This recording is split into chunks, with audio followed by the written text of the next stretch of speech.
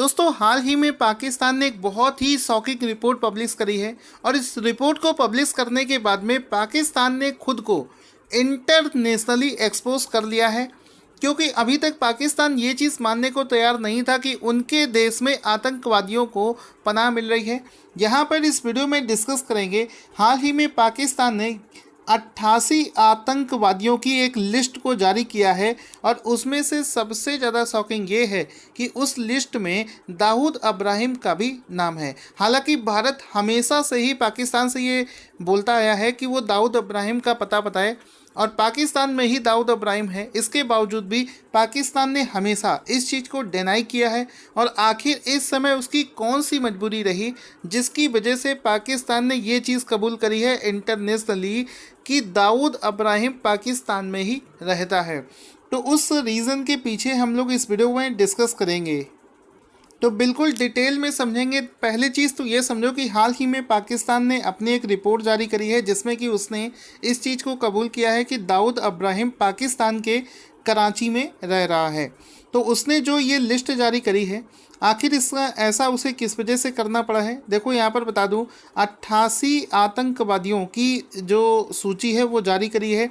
इसके पीछे का रीज़न ये होता है, देखिए एक इंटरनेशनल ऑर्गेनाइजेशन है जिसको FATF के नाम से जानते हैं। इसका फुल फॉर्म होता है फाइनेंशियल एक्शन टास्क फोर्स। तो ये टास्क फोर्स, ये जो ऑर्गेनाइजेशन है, ये क्या करती है, ये ऑर्गेनाइजेशन दुनिया के जितने भी मेंबर कंट्रीज़ होते हैं उनको मिलने वाले पैसे का उपयोग किस चीज़ में कोई देश कर रहा है उसकी जांच करता है। कहीं वो पैसा आतंकवादियों को तो नहीं दिया जा रहा है या कहीं उस पैसे का इस्तेमाल मनी लॉन्ड्रिंग के लिए तो नहीं किया जा रहा है। तो अगर वो पाता है कि अपनी जांच में अगर उसने ये देखा कि इस पैसे का गलत इस्तेमाल हो रहा है तो ऐसे देशों को वो अपनी ग्रे लिस्ट में डाल देता है।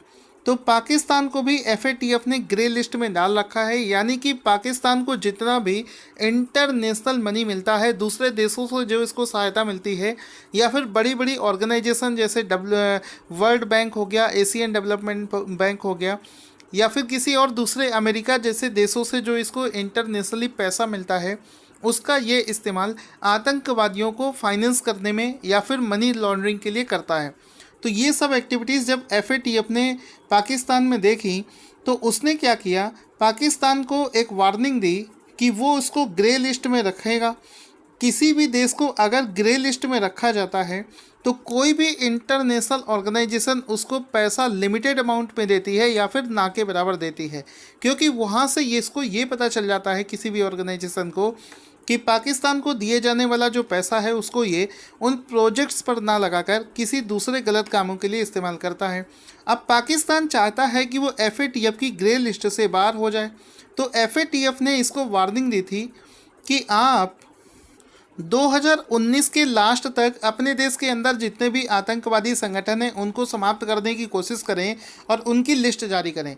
तो इसी के चलते पाकिस्तान को अभी चूँकि बहुत ही पैसे की ज़रूरत है, इस वजह से उसने क्या किया है, इस दबाव के कारण इस FATF का जो ग्रे लिस्ट है जिसमें कि पाकिस्तान को 2018 में शामिल किया गया था, तो अपनी इस ग्रे लिस्ट से बाहर निकलने के लिए सो दैट उसको इंटरनेशनल ऑर्गेनाइजेशंस ज़्यादा से ज़्यादा पैसा दे सकें, अभी उसने इसी दबाव के चलते एक लिस्ट जारी करी है जिसमें उसने 88 ऐसे आतंकवादी संगठनों के नाम जारी किए हैं जो कि आतंकवादी गतिविधियों से जुड़े हुए हैं। तो ये आप देख सकते हैं, इनमें से कई आतंकवादियों के नाम हैं और उनके एड्रेस भी हैं, ये आप देख सकते हैं। ये आप इंडिया टुडे की एक न्यूज़ थी जिसमें ये सारी चीज़ें निकल कर सामने आई हैं। ये देखो दाऊद इब्राहिम का नाम सबसे पहले दे रखा है, इसके अलावा भी बड़े बड़े आतंकवादी संगठनों के नाम इसमें दे रखे हैं। तो 2018 में जो इसको इस ग्रे लिस्ट में डाला गया था उसी से निकलने के दबाव के चलते उसने ऐसा किया है। और ऐसा करने के अलावा जो सबसे ज़रूरी चीज़ है कि दाऊद इब्राहिम का जो नाम उसने इंटरनेशनली अभी अनाउंस किया है, उसको भारत की तरफ से भी 1993 के जो बम विस्फोट हुए थे उसके लिए वो जिम्मेदार है। साथ ही साथ में 26/11 वाला मुंबई पर जो हमला हुआ था उसमें भी उसका हाथ था। तो भारत कई सालों से इसकी डिमांड कर रहा था। अब यहाँ पर आपको समझ में आ गया होगा कि किस तरीके से FATF के दबाव की वजह से पाकिस्तान ऐसा कर रहा है। FATF के बारे में भी आपको पता होना चाहिए कि इसका फुल फॉर्म होता है फाइनेंशियल एक्शन टास्क फोर्स। इसकी स्थापना 1989 में करी गई थी। इसका उद्देश्य क्या है? To combat money laundering and terrorism. Money laundering और टेररिज्म जैसे मुद्दों को ये टैकल करता है। इसका हेडक्वार्टर फ्रांस के पेरिस में स्थित है। इस समय इसके जो प्रेसिडेंट है वो है मार्कस प्लेयर। दोस्तों, अगर आपको वीडियो पसंद आया है तो इस वीडियो को लाइक करें और ज़्यादा से ज़्यादा शेयर करें, सो दैट इस तरीके के और भी टॉपिक वाइज वीडियोस मैं आपके लिए लाता रहूं।